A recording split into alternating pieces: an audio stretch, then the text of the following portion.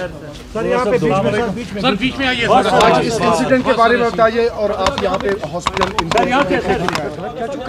Hostel में जो ज़ख्मी है उनसे मिलने आया था और इन ज़ख्मियों से जो बात करके पता चला ये रिकवर कर रहे हैं, अल्लाह ताला इनको शफा बख्शे, रिकवर कर रहे हैं और ट्रीटमेंट इनका ठीक से हो रहा है और डॉक्टर्स ने अच्छे से रिस्पॉन्ड किया है। इनके इंजरीज़ को जो है ट्रीटमेंट भी अच्छे से किया है, इनका ख्याल भी अच्छे से रखा जा रहा है। उम्मीद है ये जल्द अज जल्द सेहतियाब होंगे। और इसके अलावा जो ये जो वाक़या हुआ है इसमें लैप्सेस बहुत ज़्यादा है। हाईली एक्सप्लोसिव मटेरियल इस इनसेंसिटिविटी से हैंडल करना, फिर एक जगह पे अगर ये जो हमें बताया जा रहा है कि वहाँ पे एक्सप्लोसिव मटेरियल था जो जिसमें एक्सप्लोजन हुआ, अगर वो बात सही है तो इतने हसास मटेरियल को इस इनसेंसिटिविटी से अनप्रोफेशनली हैंडल करना और आबादी के बीच में लाना और 200 केजी से भी ज़्यादा जो हमें बताया जा रहा है वहाँ पे मटेरियल था, एक्सप्लोसिव मटेरियल था, वो आबादी के बीचों बीच लाया जाए और अनप्रोफेशनली उसको हैंडल किया जाए, कोई प्रोफेशनल टीम ना हो, सेंसिटिविटीज़ का ख्याल ना रखा जाए और उसके नतीजे में इस तरह का वाक़या पेश आया, तो ये बहुत बड़ी लैप्सेस है जिसके नतीजे में न सिर्फ वहाँ पे माली नुकसान हुआ है, शहर के बीचों बीच में माली नुकसान को पूरा किया जा सकता है, मगर जो जानी नुकसान हुआ है उस जानी नुकसान को पूरा नहीं किया जा सकता। आपने देखा होगा कि कल कितने लोग इस हादसे का शिकार हुए। इसका असर न सिर्फ उनकी जान गई है बल्कि उन खानवादों पे, उन फैमिलीज़ पे भी उम्र भर रहेगा। तो जितने भी लैप्सेस है इसमें, अगर ये कहा जाता है कि यहाँ पे ये एक्सीडेंटल ये केस है, तो वो लैप्सेस जिस वजह से ये हादसा पेश हुआ, तो अकाउंटेबिलिटी फ़िक्स होनी चाहिए। किन्होंने इतनी अनप्रोफेशनली, इनसेंसिटिविटी के साथ इस मामले को हैंडल किया है, कौन कौन इन्वॉल्व थे, किन की ज़िम्मेदारी थी जिन्होंने अपनी ज़िम्मेदारी नहीं निभाई है। तो एक प्रॉपर रिपोर्ट, इन्वेस्टिगेशन और उसके बाद जो इन लैप्सेस में जो कसूरवार हो उनको अकाउंटेबल बनाना चाहिए। अगर साहब उसमें दो ऐसे बंदे हैं जिनकी मौत वाक़ा हुई है, एक तो टेलर है, दूसरा यहाँ पर चौकीदार नटीपोरा का है, एक मोहम्मद शफी पारी और दूसरा साहिल है, साहिल रातर।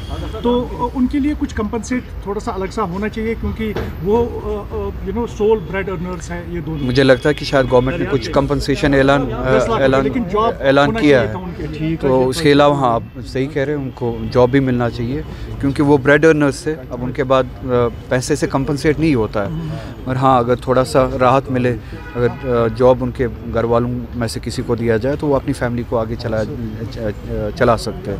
मैं भी देखता हूँ अगर एमपी लैड्स में इसके लिए प्रोविज़न हुआ, क्योंकि जहाँ तक मेरी इल्मियत है प्रोविज़न नहीं है, अगर प्रोविज़न हुआ मैं कोशिश करूँगा कि एमपी लैड्स में से भी इंजर्ड के लिए भी और जो इस दुनिया से निकल चुके हैं, इस हादसे का शिकार हुए हैं, उनके रिलीफ़ के लिए एमपी लैड्स में से कुछ दिया जाए। उससे ज़्यादा मैं यही बात करूँगा, उनके लिए कंपनसेशन यही होगा, या तो ये बात साबित की जाए कि ये अगर ये कहते हैं कि ये एक एक्सीडेंट था, ये पहले ये साबित करे कि ये एक्सीडेंट था, एक्सीडेंट के अलावा कुछ नहीं था। अगर ये एक्सीडेंट था जो ये कहते हैं, तो इन घर वालों के साथ सबसे बड़ा इंसाफ वही होगा जो लैप्सेस इसमें हुए हैं और जिनकी वजह से, जिनकी नाअहली से या गैर जिम्मेदारी से वो लैप्सेस हुए हैं, उनको अकाउंटेबल बनाया जाए और आगे इस तरह का वाक़या पेश ना हो, उसके लिए इक़दाम उठाए जाए। बीजेपी कह रही है कि जो जेएनके की पॉलिटिकल पार्टीज है वो इसको पॉलिटिक्स कर रही है नौगाम अटैक में। मैं तो अभी भी कह रहा हूँ कि ये ख़ुद बताए कि क्या ये अटैक है या एक्सीडेंट है। पहले जो कश्मीर में किसी ने जो है रश में कोई स्टेटमेंट नहीं दिया, ना आम लोगों ने ना पॉलिटिशियंस ने। हर कोई ये कहता है कि इसको इन्वेस्टिगेट किया जाए और हमें हक़ाइक़ जो है बताया जाए। अगर ये मिलिटेंट अटैक था या टेररिस्ट वाक़या था, हमें वो बताया जाए। अगर ये टेररिस्ट वाक़या नहीं था तो ये इतने बड़े लैप्सेस, इस हद तक लैप्सेस क्यों हुए। अब सियासत अगर करनी होती तो मैं अपने स्टेटमेंट में ये बताता कि वो गवर्नमेंट ज़िम्मेदार है, ये गवर्नमेंट ज़िम्मेदार है, क्योंकि अभी भी आपको पता है कि security, police, law and order या इस तरह के मामला जो है वो अभी भी एलजी के हाथ में है। तो ये लैप्सेस जो है इसकी अकाउंटेबिलिटी उन्हीं तक चली जाती है। तो सियासत इस तरह के वाक़ात पे बीजेपी करती है, हम नहीं करते, क्योंकि हम इन वाक़ात के शिकार होते हैं। दिल्ली में आपने देखा हादसा हुआ, सियासत हुई, उस पर कश्मीर के लोगों को टारगेट बनाया गया, अभी भी बनाया जाता है, उसको कहते हैं सियासत। इसी तरह से पहलगाम में वाक़या हुआ, जम्मू कश्मीर के लोग मुसलमान और गैर मुसलमान सड़कों पे निकले उस दहशतगर्दी के वाक़े के ख़िलाफ़, और बीजेपी ने उस पर सियासत की, पूरे मुल्क में सियासत की और हिंदू मुस्लिम करने की कोशिश की। तो हम जो है हम इन जैसे वाक़ात पे सियासत नहीं करते। दिल्ली ब्लास्ट के बाद डॉक्टर्स इसमें इन्वॉल्व पाए गए, डीएनए टेस्ट मैच हुआ है, और कहीं डॉक्टर्स ऐसे हैं जिन्होंने एमबीबीएस पाकिस्तान में किया और उनको जो है यहाँ पे क्लियरेंस नहीं मिल रही है सर, और आज जो है लगातार इन्वेस्टिगेशन चल रही है। इसीलिए ये इन्वेस्टिगेशन बहुत ज़रूरी है, ताकि बेगुनाहों पे शक की नज़र ना पड़े या शक की नज़र से ना देखा जाए। जो कसूरवार है सिर्फ कसूरवार को ढूंढा जाए और कसूरवार को सज़ा दी जाए, जो बेगुनाह है उनको इस दायरे में ना लाया जाए।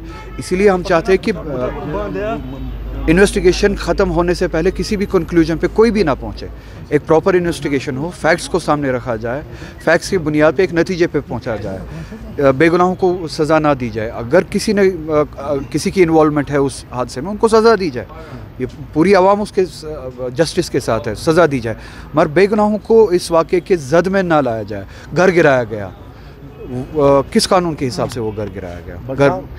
घर को डिमोलिश किया गया, जस्टिस का कौन सा निज़ाम आपको कहता है कि आप इन्वेस्टिगेशन ख़त्म होने से पहले ही और एक कसूरवार की सज़ा बेकसूर को दें? बडगाम इलेक्शन